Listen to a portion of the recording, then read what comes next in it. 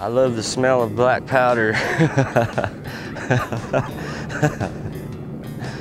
And I like to see something that you have built to go up in the air and come back down on a parachute successfully. That's a successful flight. And it's a great accomplishment, I think, if you can do that. I would start out with model kits and just start out with them.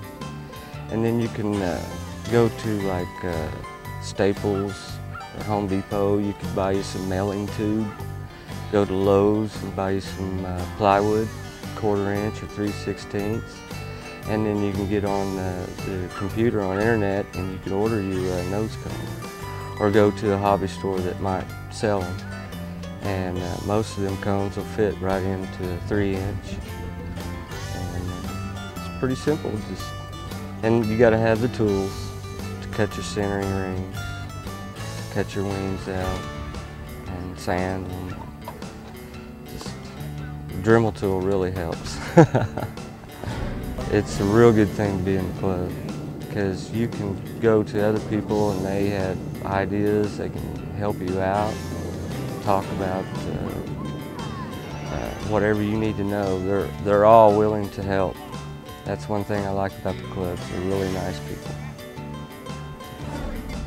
After watching this bow mark go up so nicely, my father-in-law and I, we thought about building another ball mark, upscaling it, and even having a drag race with 2 of them.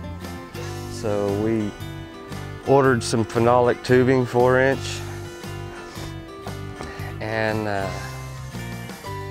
we upscaled it 1/8 of an inch, was it Gary? 1/3. And we have a timer on board that will start, air start 2 H165 redline motors when it takes off. I'm saying they're going to go from 2 to 2,500 feet. Now, do all 3 motors go at once? No. When I can show you the payload, we have a depth timer at the bottom, and it has an arm on it.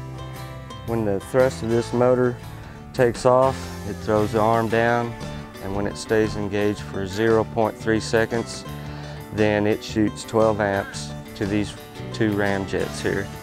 We use phenolic tubing, and we've got a double line coupler all the way to the back end and up to here.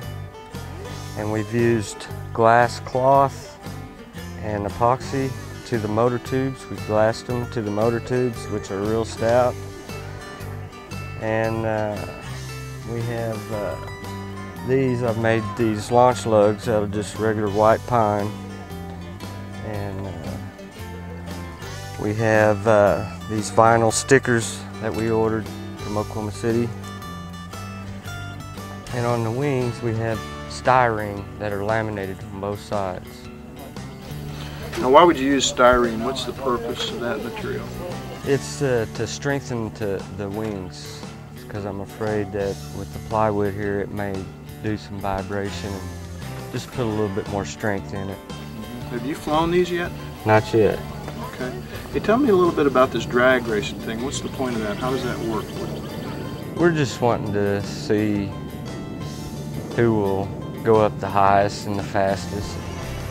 Gary's, his weighs 19.4 ounces loaded, and mine weighs 19, which I really don't think that's going to make any difference. But if both of the motors on the ramjets take off after the main motor takes off, then we're going to have a good race. It's going to be close. We have a 72-inch black and white chute for each rocket, and then the nose cones will come down separate on a 48-inch chute. Now, I've noticed that you put a lot of detail into these machines, and tell me about your philosophy on that. We just wanted to make them look original, like the kit, the North Coast kit, mainly, and just keep it plain. You know. About how many hours you figure you got in these? I'm saying a good 65 to 80 hours. a lot of hours. This is going to be the maiden flight. All right. Good job on those air starts. That was great.